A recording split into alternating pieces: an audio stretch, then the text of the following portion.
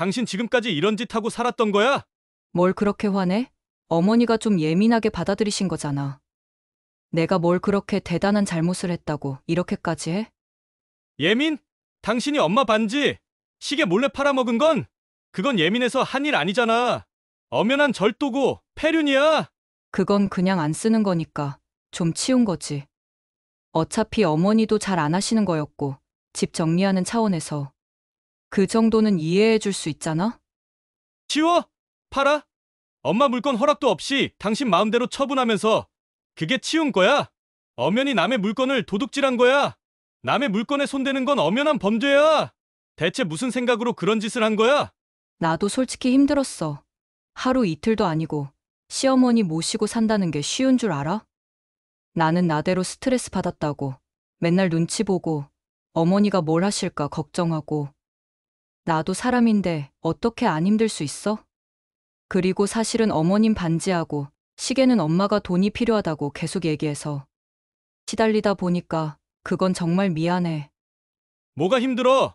엄마 있다고 요가에 필라테스, 승마 배우러 다니고 애들 학원 가는 건 엄마한테 다 맡기고 밥하고 빨래도 절반 이상은 엄마가 하고 청소도 거의 엄마가 하시더만. 근데 뭐가 힘들어?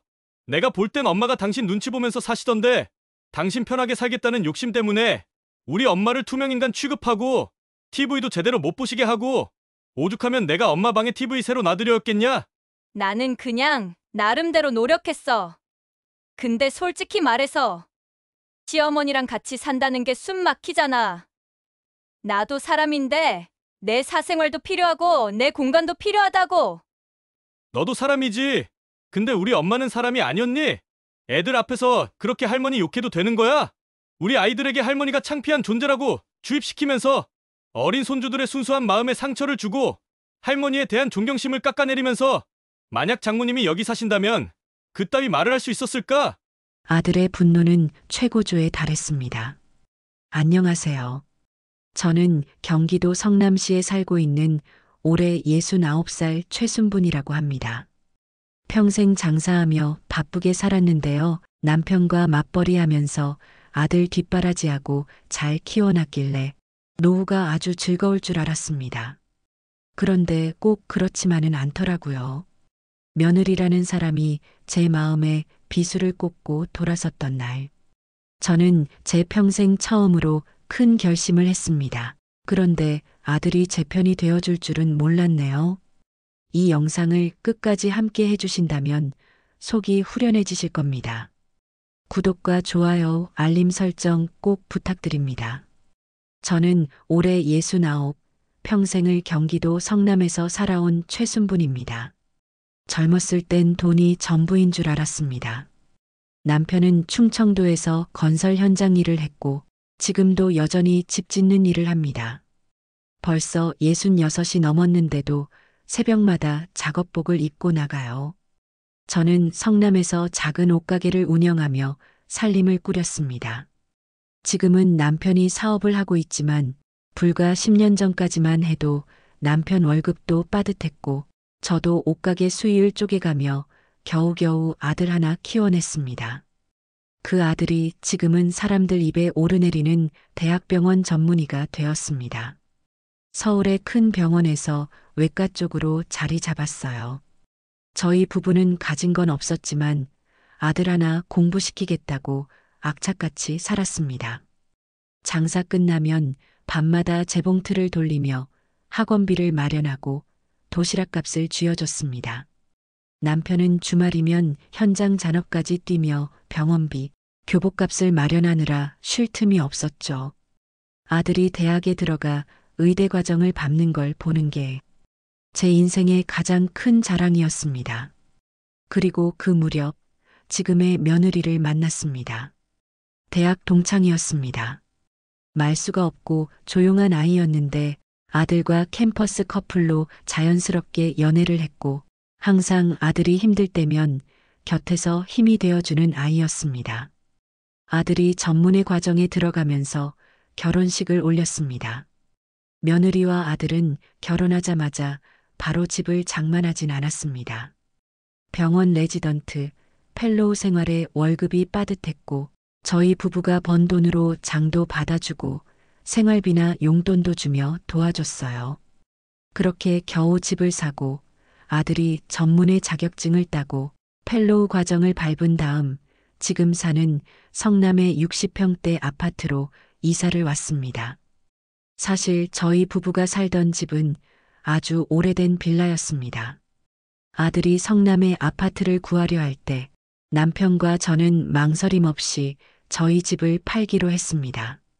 비록 아파트 가격에 비해서 큰 돈은 아니었지만 아들의 새 출발에 보탬이 되고 싶었거든요.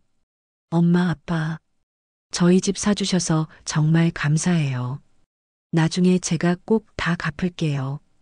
아들은 늘 그렇게 말했습니다. 그리고 그 고마움 때문이었는지 아들은 성남으로 이사 오고 나서 몇 년 뒤 저희 부부에게 함께 살자고 제안했습니다. 엄마, 아빠, 저희랑 같이 살아요. 집도 넓고 엄마 혼자 계시는 것보다 같이 있으면 좋잖아요. 며느리도 어릴 때부터 엄마를 봐서인지 잘 모실 거라고 했어요. 며느리도 밝은 얼굴로 어머니, 제가 정말 잘 모실게요. 라며 싹싹하게 굴었습니다. 그 말에 얼마나 마음이 놓였는지 모릅니다. 남편은 주로 지방 건설 현장에 있어 한 달에 한두 번 정도만 집에 올라왔기에 아들과 며느리 그리고 손주들과 함께 살면 외롭지 않을 것 같았습니다. 아들은 성실하고 너무나 착하답니다. 한 달에 한 번 꼬박 용돈을 챙겨줍니다. 그렇지만 사실 전 그 용돈에 의지해 사는 사람이 아닙니다. 옷가게를 30년 넘게 했거든요. 한 푼, 두 푼 쪼개 모은 은퇴 자금이 꽤 있습니다. 아들 용돈은 그저 마음이라 받지 전 지금도 제 돈으로 병원비도 친구 만나는 바깥도 씁니다. 65세 때 가게 문을 닫고 아들 내외와 함께 살게 됐습니다. 그러니까 이제 4년 정도 되었지요. 처음에는 정말 행복했어요. 손주도 둘이나 있었고 벌써 초등학교를 다니고 있죠. 큰아이는 4학년, 둘째는 1학년입니다. 처음 함께 살 땐 며느리도 잘해줬어요. 식사 때마다 어머니 여기 앉으세요. 어머니 오늘 뭐하고 오셨어요? 그런 말 한마디가 얼마나 고마웠는지 모릅니다. 살면서 단 한 번도 누구에게 공주 대접을 받아본 적 없던 저에게는 며느리의 살가운 태도가 그저 감사할 따름이었습니다. 아들이 지방에 내려가 있는 남편에게 전화를 하면 며느리는 꼭 옆에서 아버님 건강 잘 챙기세요 하며 살뜰히 굴었죠. 남편도 그런 며느리가 기특하다며 늘 칭찬하곤 했습니다. 역시 우리 아들이 사람 볼 줄 안다니까. 그렇게 이야기하는 남편의 얼굴에는 웃음꽃이 피어 있었습니다. 하지만 시간이 지나면서 조금씩 며느리가 달라지기 시작했습니다.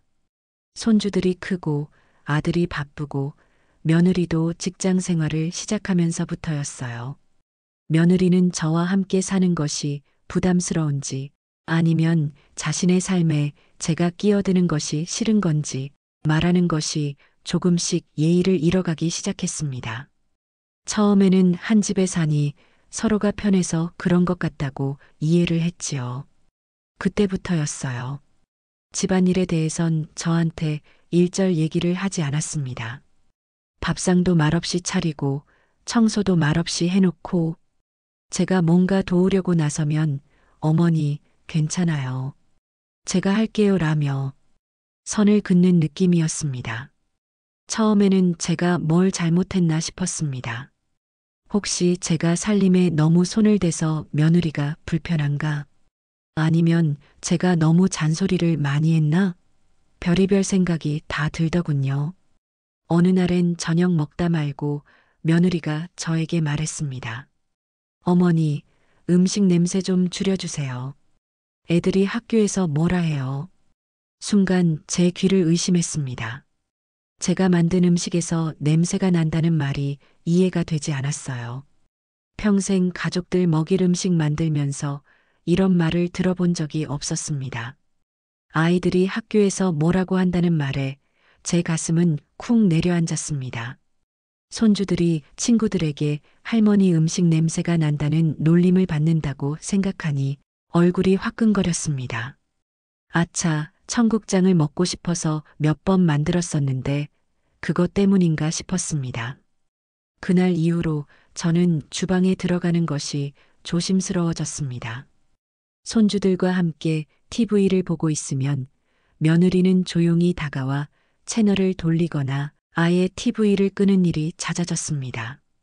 처음엔 손주들 공부해야 한다거나 잠자리에 들 시간이라 그런가 보다 했습니다. 하지만 나중에는 그냥 제가 보고 있는 프로그램이 마음에 안 드는 것 같았습니다. 제가 거실에 앉아 있으면 며느리는 저를 피해서 자기 방으로 들어가 버리거나 아니면 손주들을 데리고 나가 버렸습니다. 마치 제가 투명 인간이라도 된 듯한 기분이었습니다.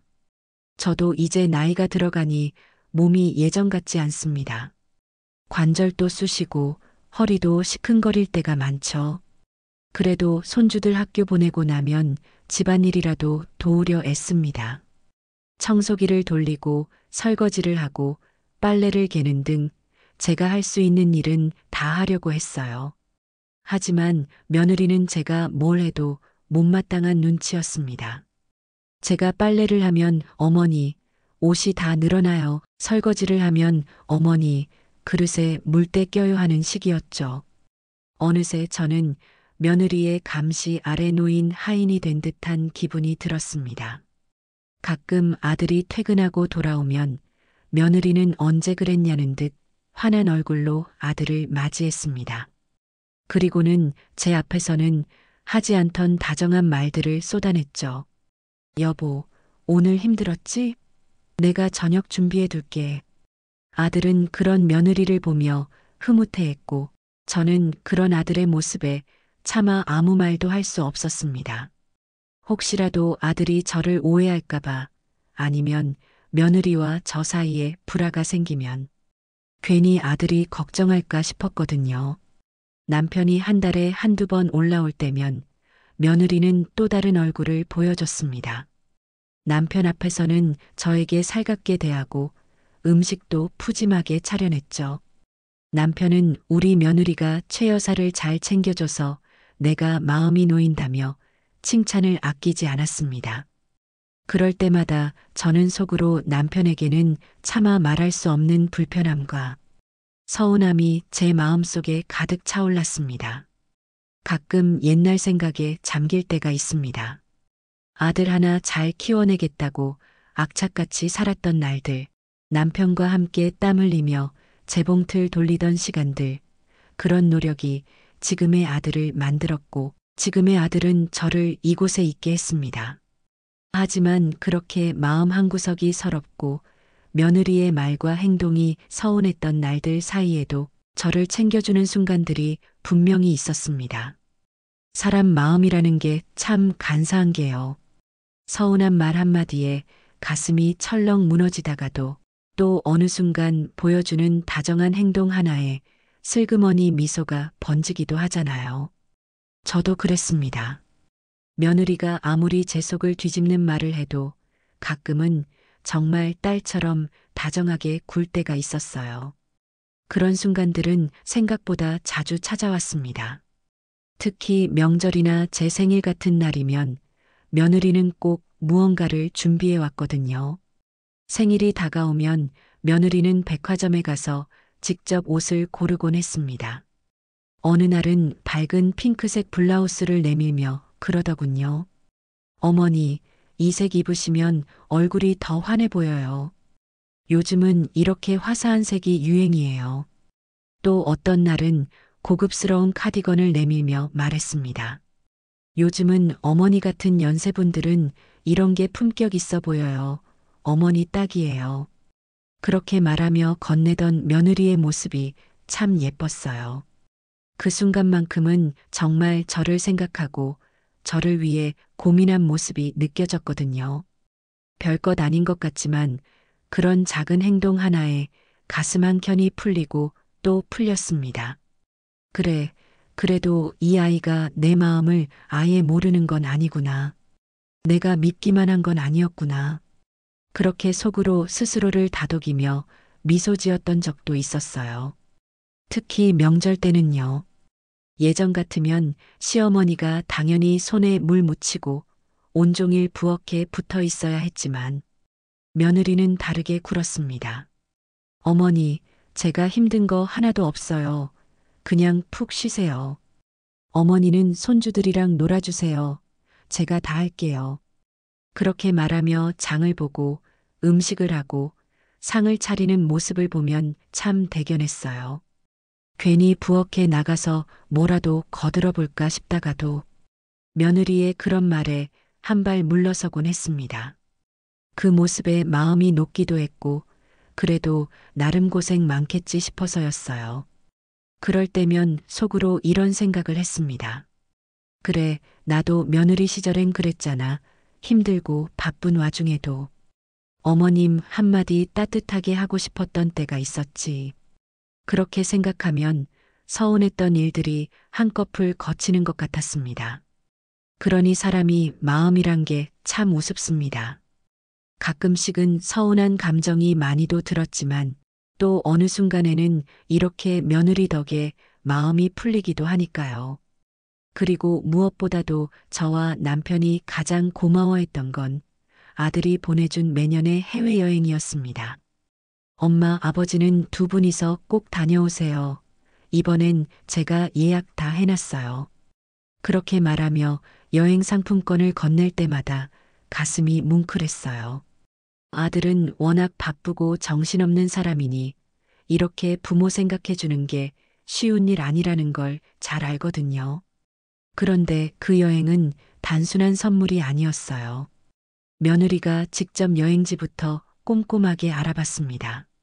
어머니, 아버님 다리 아프시니까 비행시간 짧고 편한 데로 골랐어요. 이동 많은 데 말고 그냥 푹 쉴 수 있는 리조트로 예약했어요. 어디를 가야 힘들지 않은지, 어떤 호텔이 식사가 괜찮은지, 공항 픽업은 미리 예약했는지, 현지 가이드까지 꼼꼼히 알아보고 준비해줬어요. 덕분에 저희 부부는 낯선 곳에서 헤맬 걱정 없이 편하게 여행을 다녀올 수 있었습니다. 어떤 해에는 괌으로, 어떤 해에는 오키나와로, 또 어떤 해에는 베트남으로 다녀왔어요. 짧지만 충분히 쉬다 올 수 있는 그런 여행지들이었죠. 거기 가서야 남편도 저도 비로소 좀 웃고 서로의 얼굴을 마주보며 따뜻한 시간을 가질 수 있었습니다. 그곳에서 남편과 둘이 해변에 앉아 있으면 그래도 우리 인생 허투루 산 건 아니구나. 이렇게 평생 일만 하다 이제야 쉬어도 되는 거구나. 마음 한구석이 그렇게 따뜻해졌습니다. 그럴 때면 며느리에 대한 서운함도 눈 녹듯 사라졌어요. 사람 마음이란 게 참 그렇죠. 누군가 한번 따뜻하게 안아주면 그 전까지 받았던 상처는 조금은 무뎌지니까요. 저는 이런 순간들 때문에 계속해서 신락 같은 희망을 품었습니다. 어쩌면 지금이 힘든 거고 언젠가는 우리 관계도 더 나아질 수 있지 않을까? 아들도 바쁘고 며느리도 애들 키우느라 예민해서 그랬던 건 아닐까? 그렇게 스스로를 다독이며 지내왔어요. 그러니 제가 완전히 며느리를 원망할 수도 없고 완전히 이해한다고도 할 수 없는 그런 어정쩡한 마음으로 살아온 겁니다. 그럼에도 불구하고 저는 며느리가 명절이면 저를 위해 수고하고 생일이면 저를 생각해 옷을 사오던 그 순간들을 잊고 싶진 않았습니다. 그건 분명 진심이었을 테니까요. 그런데 정말 마음 아팠던 건 며느리가 집에 오는 친구들이나 지인들 앞에서 저를 아주 귀찮은 존재처럼 이야기할 때였습니다. 그게 한두 번이 아니었어요. 처음엔 제가 잘못 들은 줄 알았습니다. 아무리 그래도 사람이 어떻게 시어머니를, 그것도 본인 아이들 앞에서 그렇게 말할까 싶었거든요. 하지만 그건 제 착각이었습니다. 며느리는 제 귀에 들릴 정도로 노골적으로 저를 비하하는 말을 서슴지 않았습니다. 마치 제가 이 집에 있어선 안 될 사람인 것처럼, 마치 제가 투명 인간이라도 되는 양, 제 앞에서 아무렇지도 않게 말했죠. 어느 날은 친구 몇이 집에 놀러 왔습니다. 거실에 모여 커피를 마시며 수다를 떠는 소리가 제 방 안까지 훤히 들렸어요. 어머, 시어머니 여기서 같이 사세요? 요즘은 보기 힘든 풍경이에요. 그런 집 많지 않아요. 그 말에 며느리는 아주 태연하게 대답했습니다. 피식 웃으며 손을 내저었죠. 응, 얹혀 사셔. 그냥 도와드리려고 모신 거지. 그 말 한마디가 얼마나 모욕적이었는지 그 순간 마치 얼굴에 찬물을 끼얹는 것 같았습니다. 가슴속에서 뜨거운 것이 치밀어 오르는데도 저는 꾹 참고 아무렇지도 않은 척 했습니다.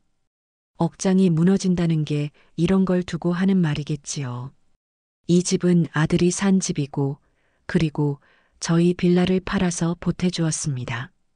그 후 몇 년 동안 저희 부부는 원룸에 살았고요.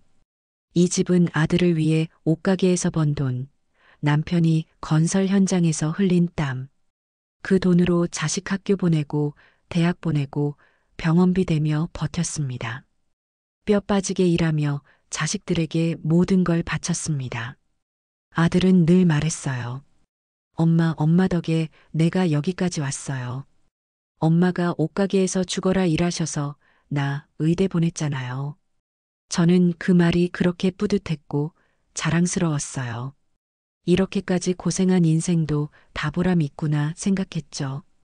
제가 평생을 바쳐 일군 돈으로 마련한 기반 위에 지금 이 집을 살 수 있었던 겁니다. 그 말은 단순한 표현이 아니었습니다. 제 존재 자체를 부정하는 비수와 같았습니다. 마치 제가 기생충이라도 된 듯한 모멸감에 온몸에 소름이 돋았습니다. 그날 밤 저는 방 안에 홀로 앉아 조용히 눈을 감았습니다.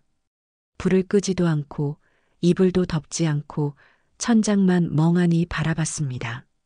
마음 한켠이 서럽고 또 서러웠어요. 자식한테 부담 주지 않으려고, 그렇게 살지 않으려고 평생을 버텨왔는데요. 가슴 한켠에 뿌듯하게 품고 있던 자부심이 한순간에 무너지는 기분이었습니다. 나는 내 인생을 내 새끼를 위해 다 바쳤는데 결국 돌아온 건 이런 말이구나 싶었습니다. 참고 또 참아왔는데 아무렇지도 않게 웃으며 던진 며느리의 그 한마디가 제 인생을 부정하는 듯 했어요.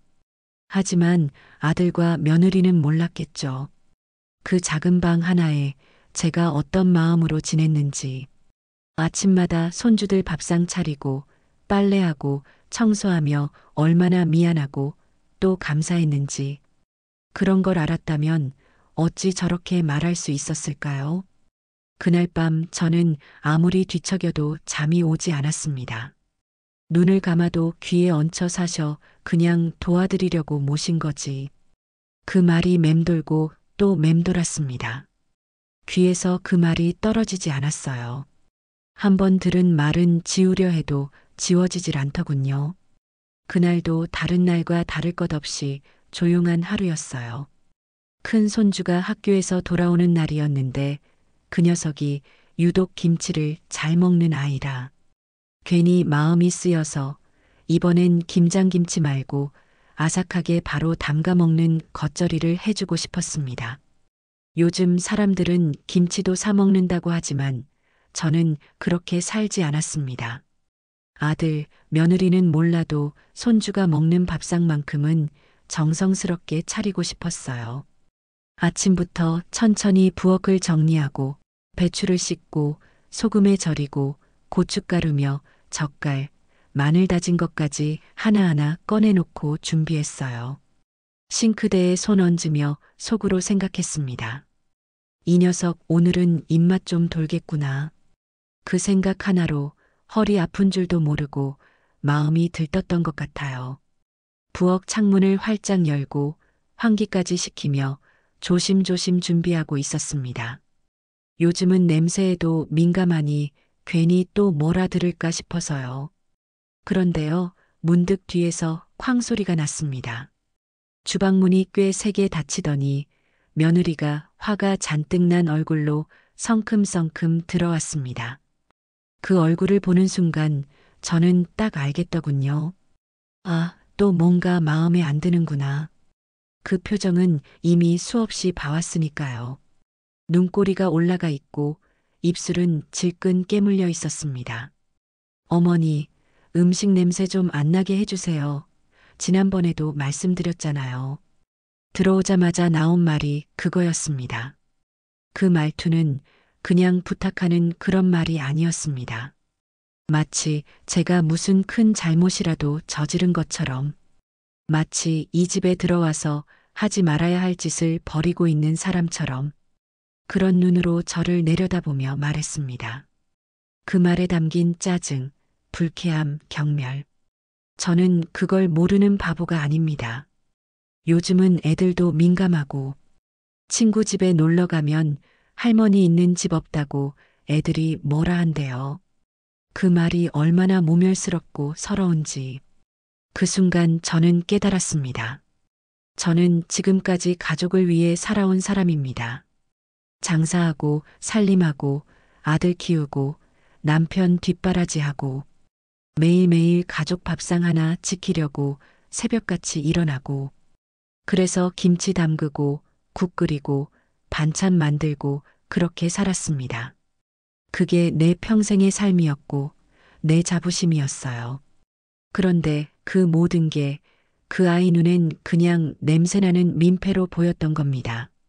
김치 냄새는 우리 세대에겐 살림이고 정성이고 사랑이었고 가족을 지키는 일이었습니다. 결국 이 집에 제가 있다는 게 불편하고 귀찮다는 말이었습니다. 그날 며느리는 말을 끝내고도 한동안 부엌 한복판에 서 있었습니다. 팔짱을 끼고 저를 내려다보며 냄새 좀 치우라는 눈빛으로, 그 눈빛이 어찌나 싸늘하고 무심하던지 마치 제가 이 집에서 쫓겨나야 할 사람처럼 느껴졌습니다. 저는 조용히 고개를 끄덕였습니다. 아무 말도 할 수 없었어요. 그 말 앞에서 무슨 변명이 필요합니까? 이미 저는 이 집에서 필요 없는 존재라는 걸 그 아이의 눈빛에서 다 읽었으니까요. 그렇게 마음이 서늘해질 즈음 아들이 들어왔습니다. 엄마, 오늘 김장해? 힘들 텐데. 아들의 그 말이 참 서글펐습니다. 나를 걱정하는 듯 건네는 말이었지만 그 속에 숨은 의도는 뻔했어요. 그 애도 아내 눈치를 보고 있던 겁니다. 아니다. 그냥 조금 담가두려고. 제가 억지로 웃으며 대답했습니다. 그러자 아들은 또 말하더군요.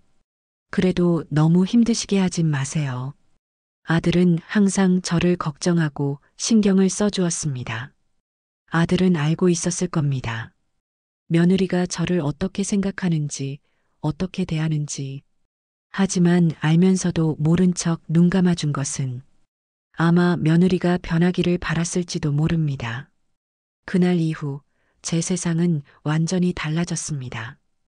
부엌에 서는 일도, 반찬을 만드는 일도, 청소기를 돌리는 일도 더 이상은 예전 같지 않았습니다.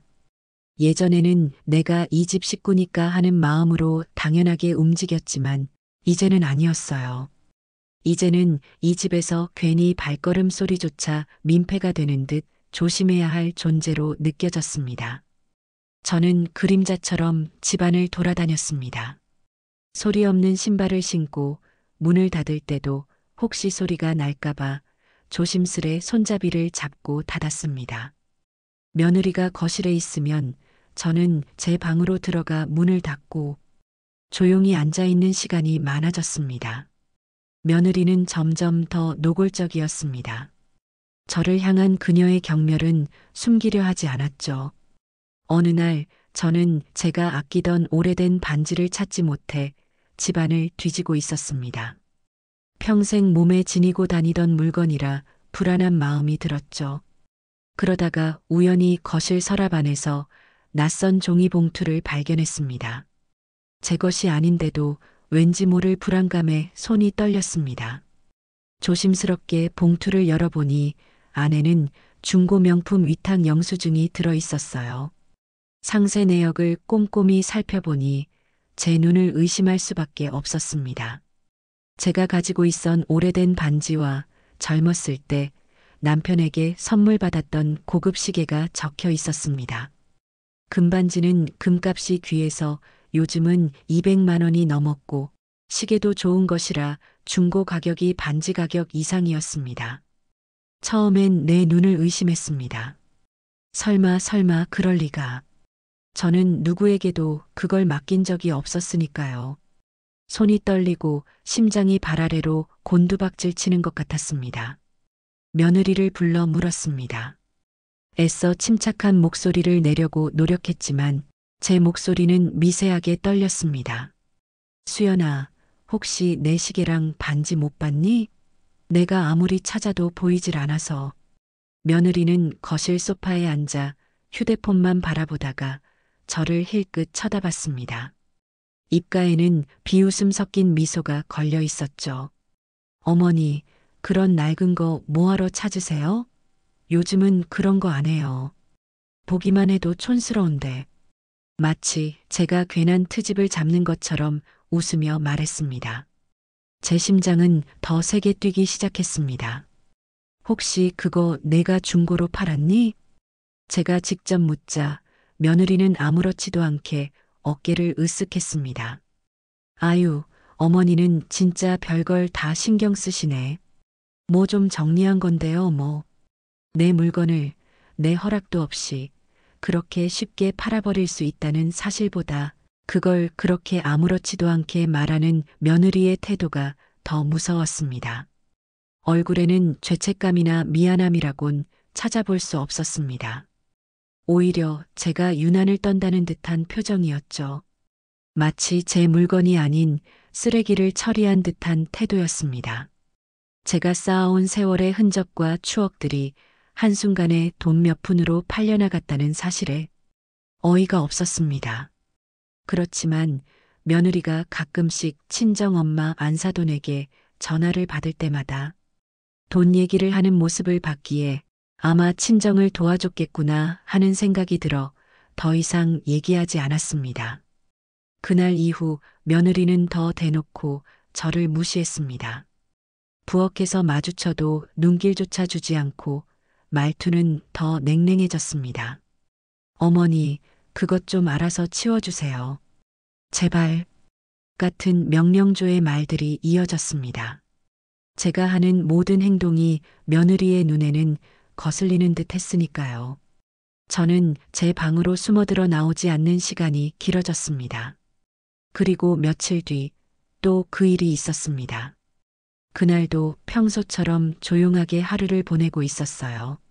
아들은 병원 일로 바빴고 손주들은 학교에, 며느리는 퇴근 전 잠시 쉬고 있던 시간이었습니다. 저는 부엌에서 설거지를 하고 있었습니다. 그런데 그날따라 며느리가 부엌에서 설거지하던 저를 힐끔힐끔 보더군요. 저는 애써 시선을 피했습니다. 그러더니 갑자기 대뜸 묻는 겁니다. 어머니 통장에 돈 좀 있으시죠? 순간 저는 고개를 돌렸습니다. 벼랑간 무슨 소린가 싶었어요. 지금 무슨 말을 하는 거지? 믿을 수 없다는 듯 며느리를 바라봤습니다. 왜 그러니? 제가 조용히 묻자 며느리는 아주 당연하다는 듯 마치 제 돈이 자기 돈이라도 되는 것처럼 말했습니다. 아니, 그냥 뭐 좀 급하게 필요한 게 있어서요. 잠깐 빌려주실 수 있을까 해서요. 나중에 애들 아빠 월급 들어오면 바로 드릴게요. 그 말투 너무 자연스러웠습니다. 마치 이미 내 돈도 자기 돈처럼 여기고 있다는 투로 말이죠. 얼마나 필요하니? 제가 겨우 입을 열어 묻자 뭐 몇백 정도? 솔직히 어머니도 돈 꽤 있으시잖아요. 옷가게 하셨던 것도 알고 그거 아직 그대로 두신 거 아니에요? 그때 저는 온몸에 소름이 돋았습니다. 아, 이 아이는 내 통장 잔고까지 계산하고 있었구나. 내 돈만큼은 탐내고 있었구나. 저는 며느리의 계산적인 태도가 이해가 되지 않았습니다. 네가 돈이 급하면 아범한테 말해. 그 돈은 내 노후 준비해 둔 거야. 내가 힘들게 번 돈이야. 제가 단호하게 말하자 며느리의 표정이 살짝 굳어졌습니다. 애들 아빠 요즘 아파트 대출 갚느라 바쁘잖아요. 어머니는 그냥 집에 계시니까 잠깐 도와주시면 되는 거죠. 그 순간 저는 더 이상 대답을 하지 않았습니다.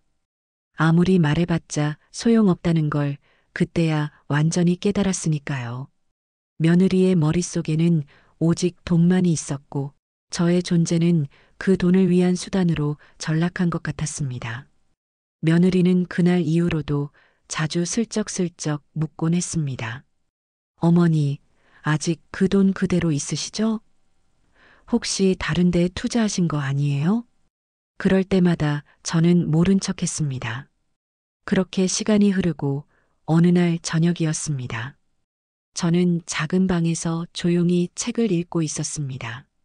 며칠째 방 밖으로 거의 나가지 않았죠. 손주들이 거실에서 게임을 하다가 시끄럽게 떠드는 소리가 들렸습니다.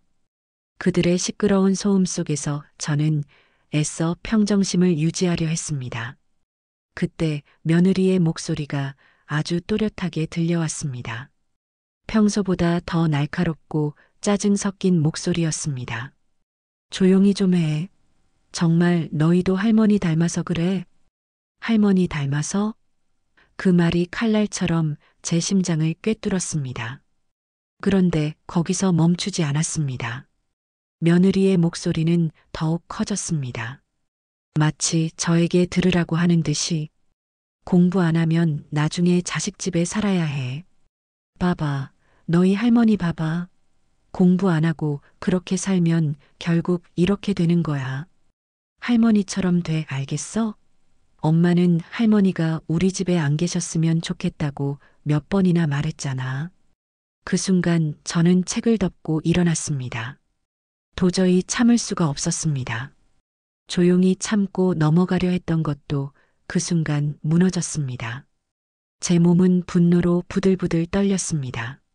쌓아왔던 모든 감정이 한꺼번에 터져 나왔습니다. 저는 조용히 방문을 열고 거실로 나갔습니다.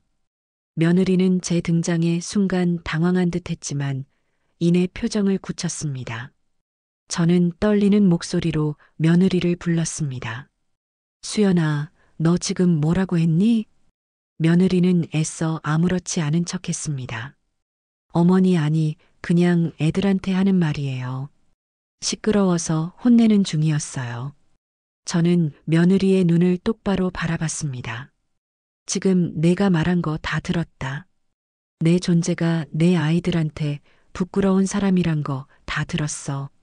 제 목소리는 격앙되어 있었습니다. 며느리는 눈을 피하며 변명하려 했습니다. 어머니, 그냥 애들 교육시키다 보니 순간적으로 한 말이에요. 아니야, 그게 내 진심이야. 너는 내 존재가 부끄럽고 불편하고 없었으면 좋겠다고 생각한 게 오늘 하루 이틀 일이 아니야. 저는 며느리의 가식적인 태도에 더욱 화가 났습니다. 그건 그냥 화나서 나온 말이에요. 정말이에요. 며느리는 끝까지 발뺌하려 했습니다. 아니, 넌 내 반지도 시계도 마음대로 팔았잖아. 내 통장까지 들춰보려 했고, 내가 그동안 날 어떻게 생각했는지 뻔히 보여. 이 집에 나 같은 사람 필요 없다고, 그게 내 속마음 아니었니? 저는 그동안 쌓아왔던 속내를 이야기하면서 목소리가 점점 더 커졌습니다. 그때 며느리 얼굴이 일그러졌습니다. 더 이상 변명할 말을 찾지 못하는 듯 했습니다. 어머니, 너무 예민하게 받아들이지 마세요. 그냥 제가 무의식적으로 한 말이에요. 편하게. 내가 이 집에서 어떻게 사는지 네가 알기나 해? 냄새 난다고 하고 빨래 제대로 못한다고 하고 김치 담는 것도 싫다고 하고 그래서 모든 걸 조심하며 살아왔어. 그런데 내가 못 배웠다고? 공부 못하면 자식한테 얹혀 산다고? 이 집에 없었으면 좋겠다고 그랬지? 그래. 내가 네 바람대로 해줄게. 이 집 내가 원하는 대로 떠나줄게. 제 목소리는 절규에 가까웠습니다. 그때였습니다. 현관문 열리는 소리가 났습니다. 아들이 퇴근하고 돌아온 순간이었어요. 아들은 거실에서 벌어지고 있는 상황을 보고 멍하니 서 있었습니다. 무슨 소리야, 지금? 아들이 혼란스러운 표정으로 거실을 바라보고 있었습니다. 며느리는 당황한 듯 아들에게 변명하려 했습니다. 민석 씨, 그냥 엄마랑 얘기하다가 오해가 좀. 하지만 저는 며느리의 말을 끊었습니다. 그리고 아들을 똑바로 쳐다봤습니다. 내가 들었어. 엄마가 이 집에서 나갔으면 좋겠다고. 근데 엄마 물건 팔고 통장 잠고 물어보고 엄마가 못 배웠다고. 그 순간 며느리도 할 말을 잃었습니다. 아들의 얼굴은 충격으로 하얗게 질렸습니다. 저는 담담하게 말했습니다. 아들, 이제 됐다. 엄마 여기서 떠날 거다. 너희 불편하게 안 할 거야. 엄마, 잠깐만. 아들이 저를 붙잡으려 했지만 저는 그의 손을 뿌리쳤습니다. 아니, 오래 생각했어. 이 집에 난 필요 없는 사람이야. 애미 말이 맞아. 내가 갈 테니 걱정 마라. 그렇게 말하고 저는 작은 방으로 들어가 가방을 챙겼습니다. 옷가지들을 하나하나 개면서 지난 세월의 흔적들이 주마등처럼 스쳐 지나갔습니다. 어쩌다 이렇게 모욕적인 대우를 받게 되었을까 하는 생각에 눈물이 차올랐습니다. 한참을 그렇게 옷을 개고 있는데 거실에서 갑자기 큰 소리가 들려왔습니다. 예상치 못한 소음에 저는 손을 멈췄습니다. 수연아, 지금까지 이런 짓 하고 살았던 거야? 아들의 목소리는 차가웠습니다. 저는 깜짝 놀라 방 문틈으로 거실을 엿봤습니다. 아들은 며느리를 노려보고 있었고 며느리의 얼굴은 공포에 질려 하얗게 질려 있었습니다. 뭘 그렇게 화내? 그냥 어머니가 좀 예민하게 받아들이신 거잖아. 내가 뭘 그렇게 대단한 잘못을 했다고 이렇게까지 해? 며느리의 목소리는 어느새 변명조로 바뀌어 있었습니다. 예민? 예민? 내가 우리 엄마 반지, 시계 몰래 팔아먹은 건? 그건 예민해서 만든 일 아니잖아. 엄연한 절도고 폐륜이야. 그건 그냥 안 쓰는 거니까 좀 치운 거지. 어차피 어머니도 잘 안 하시는 거였고 집 정리하는 차원에서 그 정도는 이해해 줄 수 있잖아. 치워. 팔아. 엄마 물건 허락도 없이 내 마음대로 처분하면서 그게 치운 거야? 엄연히 남의 물건을 도둑질한 거야. 남의 물건에 손 떼는 건 엄연한 범죄야. 대체 무슨 생각으로 그런 짓을 한 거야? 나도 솔직히 힘들었어. 하루 이틀도 아니고 시어머니 모시고 산다는 게 쉬운 줄 알아? 나는 나대로 스트레스 받았다고. 맨날 눈치 보고 어머니가 뭘 하실까 걱정하고. 나도 사람인데 어떻게 안 힘들 수 있어? 그리고 사실은 어머님 반지하고 시계는 엄마가 돈이 필요하다고 계속 얘기해서 시달리다 보니까 그건 정말 미안해. 뭐가 힘들어. 엄마 있다고 요가에 필라테스, 승마 배우러 다니고 애들 학원 가는 건 엄마한테 다 맡기고 밥하고 빨래도 절반 이상은 엄마가 하고 청소도 거의 엄마가 하시더만 근데 뭐가 힘들어. 내가 볼 땐 엄마가 당신 눈치 보면서 사시던데 당신 편하게 살겠다는 욕심 때문에 우리 엄마를 투명인간 취급하고 TV도 제대로 못 보시게 하고 오죽하면 내가 엄마 방에 TV 새로 놔드려였겠냐? 며느리는 바닥만 바라보며 중얼거렸습니다. 나는 그냥 나름대로 노력했어. 근데 솔직히 말해서 시어머니랑 같이 산다는 게 숨막히잖아. 나도 사람인데 내 사생활도 필요하고 내 공간도 필요하다고. 너도 사람이지. 근데 우리 엄마는 사람이 아니었니? 애들 앞에서 그렇게 할머니 욕해도 되는 거야. 네 아들들에게 할머니가 창피한 존재라고 주입시키면서 어린 손주들의 순수한 마음에 상처를 주고 할머니에 대한 존경심을 깎아내리면서 만약 장모님이 여기 사신다면 그따위 말을 할 수 있었을까? 아들의 분노는 최고조에 달했습니다. 며느리는 그제야 고개를 숙였습니다. 미안해.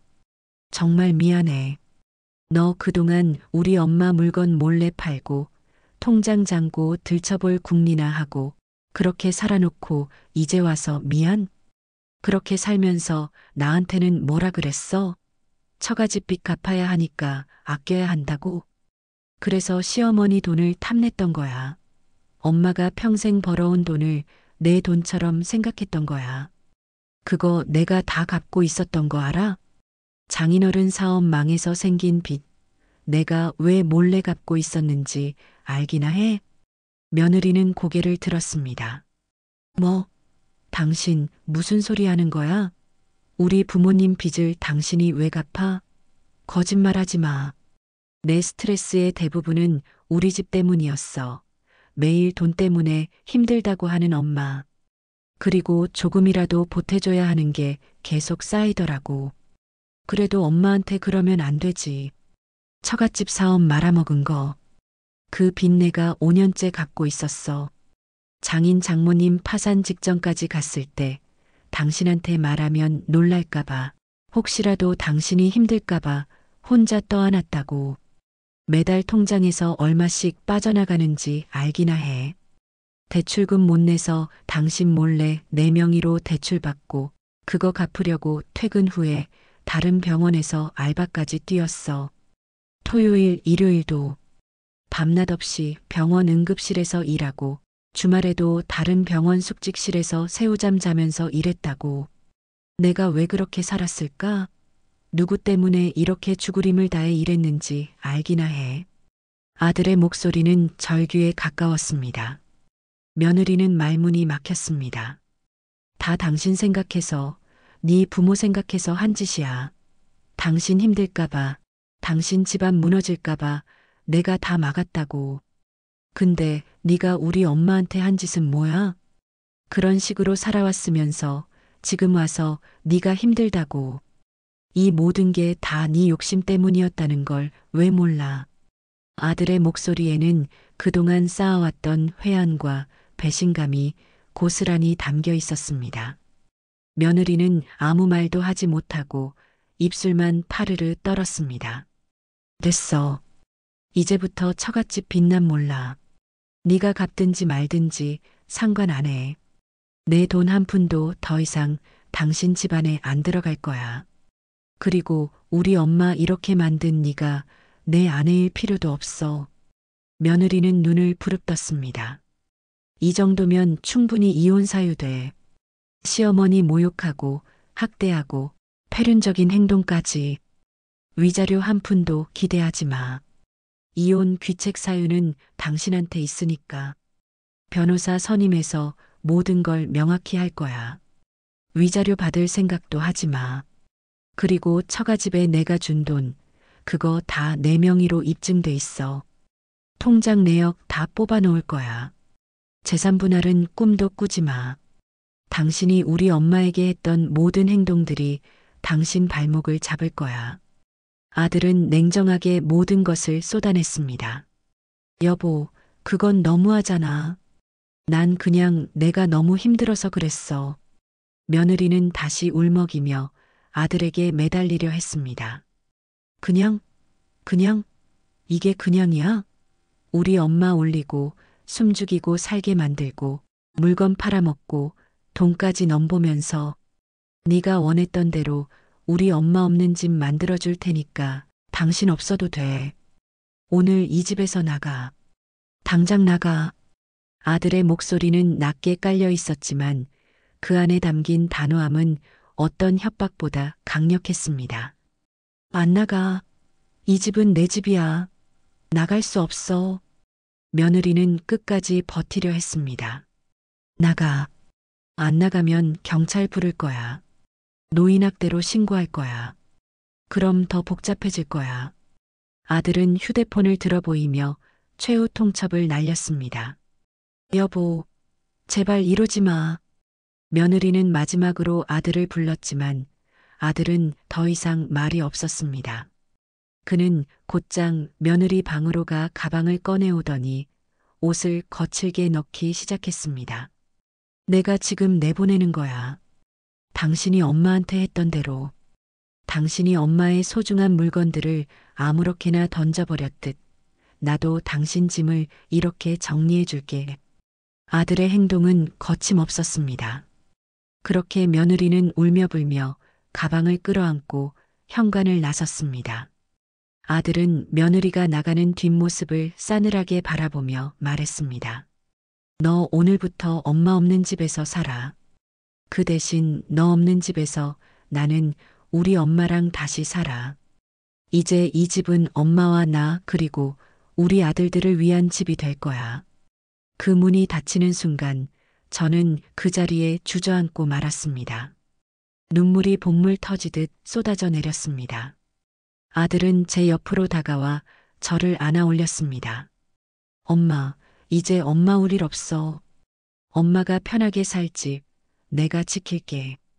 다시는 이런 일 없을 거야. 죄송해요, 엄마.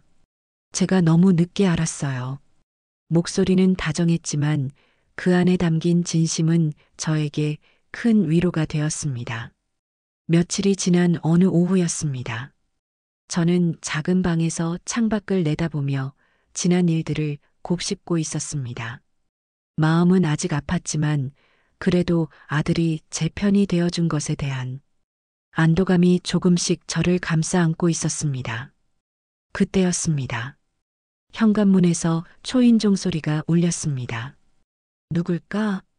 의아해하며 문을 열자마자 저는 예상치 못한 얼굴들과 마주했습니다.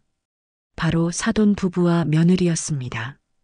그들은 잔뜩 굳은 얼굴로 서 있었습니다. 며느리는 눈이 붓도록 울었는지 부끄러운 듯 고개도 제대로 들지 못했어요. 안사돈이 먼저 고개를 깊숙이 숙였습니다. 어머니 정말 죄송해서 이렇게 찾아왔습니다. 저희가 얼굴을 들 면목이 없습니다. 그녀의 눈가에도 물기가 어려 있었습니다. 저희가 제대로 가르치지 못해서 우리 딸이 사부인께 그런 말, 그런 행동을 했습니다. 상상도 할 수 없는 일들을 저질렀습니다. 다 저희 잘못입니다. 정말 죄송합니다. 그들은 연신 고개를 숙이며 하나하나 사과를 이어갔습니다. 바깥사돈도 힘없이 말했습니다. 그동안 사위가 참고 산 것도 알았어요. 솔직히 우리도 그동안 우리 딸이 잘하는 줄만 알았는데 사위한테 찾아갔다가 전부 다 들었어요. 우리 딸이 얼마나 못난 짓을 했는지 제 부모로서 정말 얼굴을 들 수가 없습니다. 사돈 부부는 며느리의 모든 잘못을 인정했고 자신들의 책임이라고 말했습니다. 바깥사돈은 이어 말했습니다. 우리가 너무 부끄러워서 사위한테 잘못했다고 몇 번이고 빌었지만 절대 용서 못하겠다고 하더군요. 마음이 돌아서지 않는다고 합니다.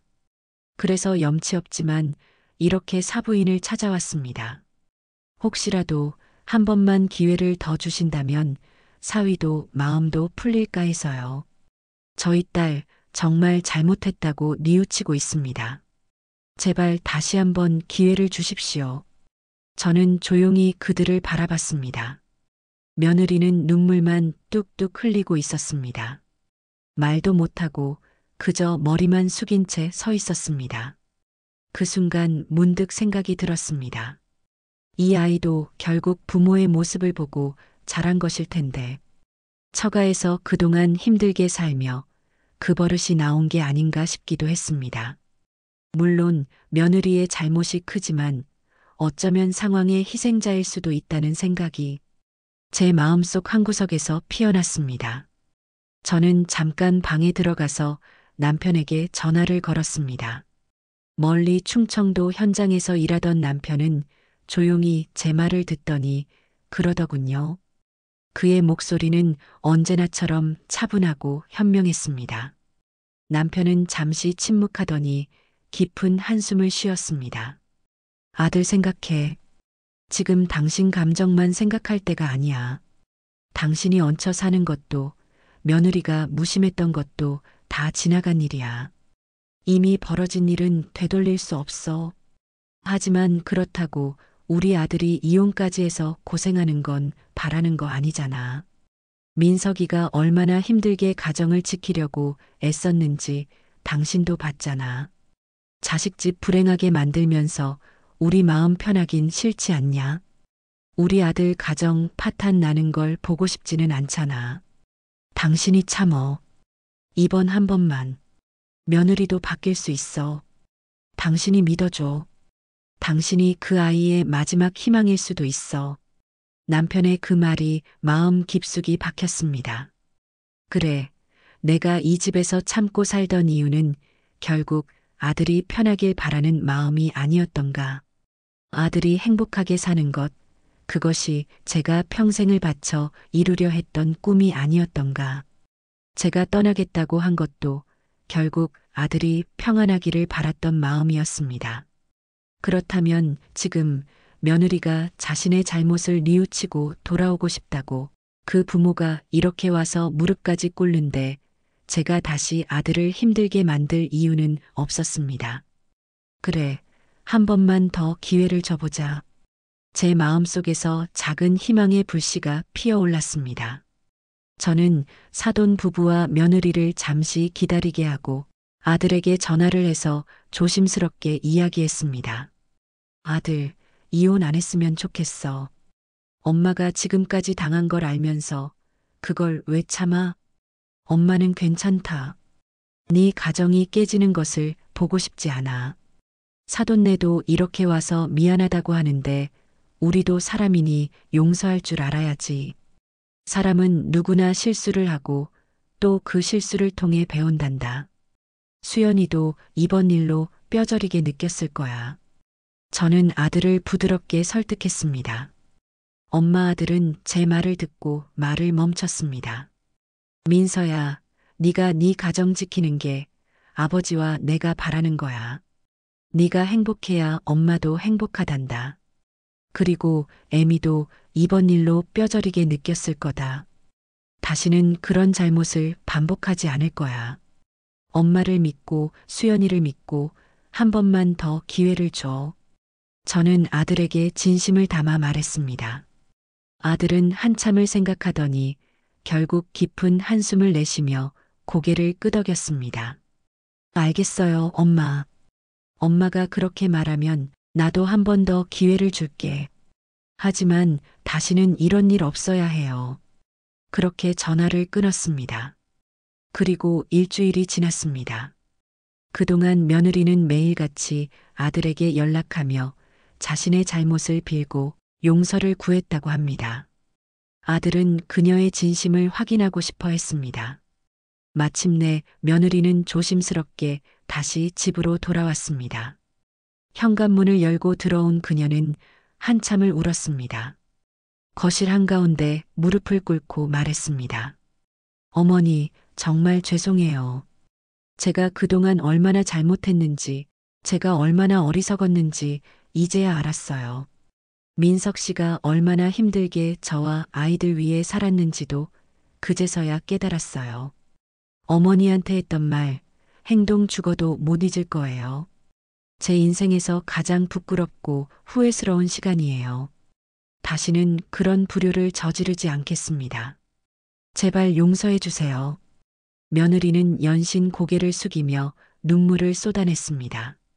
그날 며느리는 하루 종일 집안 곳곳을 닦았습니다.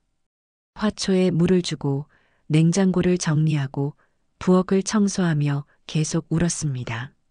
어머니, 다시는 안 그럴게요. 어머니가 숨죽이는 일, 발소리 하나까지 조심하는 일, 그런 일 없게 할게요. 제가 어머니를 편안하게 해드릴게요. 며칠이 지나자 정말 달라진 모습이 보였습니다. 더 이상 저를 투명인간 취급하지 않았습니다. 밥을 할 때도 청소를 할 때도 조용히 제게 물었습니다. 어머니, 이건 이렇게 하면 될까요? 제가 도와드릴까요? 어머니, 식사는 뭐 드시고 싶으세요? 제가 해드릴게요. 며느리의 말투는 부드러워졌고 제 눈을 똑바로 바라보며 이야기했습니다. 어느 날 오후 며느리와 처음으로 차를 마시며 마주 앉았습니다. 정말 너무 죄송해요, 어머니. 제 어리석음 때문에 어머니께 큰 상처를 드렸어요. 근데 어머니가 저 받아주셔서 저도 다시 사람이 된 것 같아요. 어머니의 용서 덕분에 제가 다시 일어설 수 있게 됐어요. 저는 그 말을 들으며 마음속 응어리가 조금씩 풀렸습니다. 그래, 사는 게 다 그런 거다. 사람은 실수도 하고 또 그 실수를 통해 배우고 고치며 사는 거지. 내가 바뀌겠다고 결심했으니 나도 그걸 믿는다. 앞으로는 서로 이해하고 배려하며 살자꾸나. 그날 이후 우리 집은 다시 조용히 평온을 되찾아갔습니다. 며느리는 이전과는 확연히 다른 모습으로 저를 대했습니다. 아들은 말했습니다. 엄마, 역시 엄마가 맞았어. 이렇게 가족을 붙잡는 게 결국 우리 사는 길이었어. 엄마 덕분에 우리 가정이 깨지지 않았어요. 정말 고마워요. 저도 그렇게 생각합니다. 늦었지만 참 다행입니다. 서로 미워하며 살아가는 것보다 조금 더 이해하며 용서하고 배려하며 살아가는 쪽이 훨씬 덜 외롭다는 걸 이제는 압니다. 비로소 진정한 평화를 찾은 것 같았습니다. 제 이야기는 여기까지입니다. 여러분이 저라면, 그리고 제 아들이라면 어떤 선택을 하셨을까요? 여러분의 생각을 댓글로 남겨주세요. 그리고 구독, 좋아요, 알림 설정도 부탁드립니다. 끝까지 함께 해주셔서 감사합니다.